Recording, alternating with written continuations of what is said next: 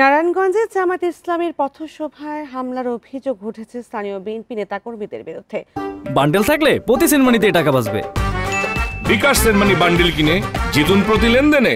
হামলায় জামায়াতের 7 নেতাকর্মী আহত হয়েছেন। শনিবার বিকালে 2500 উপজেলার মাহমুদপুর ইউনিয়নের গৌহরদী এলাকায় এই ঘটনা ঘটে। জামায়াতের নেতাদের অভিযোগ, বিকেলে পথসভা ও গণসংযোগকালে বিএনপি নেতা শাহজাহান সহ 12-13 জন লাঠি সোঁটা নিয়ে পথসভায় বাধা দেয়। এই নিয়ে উভয় পক্ষের মধ্যে কথা কাটাকাটি হয়। এক পর্যায়ে বিএনপি নেতাকর্মীরা তাদের উপর হামলা চালায়। এতে আহত হয় 7 নেতাকর্মী। এদের মধ্যে হাফেজ মাহবুবুর রহমানকে উপজেলা স্বাস্থ্য কমপ্লেক্সে ভর্তি করা হয়েছে। খবর পেয়ে ঘটনাস্থল পরিদর্শন করেছে পুলিশ।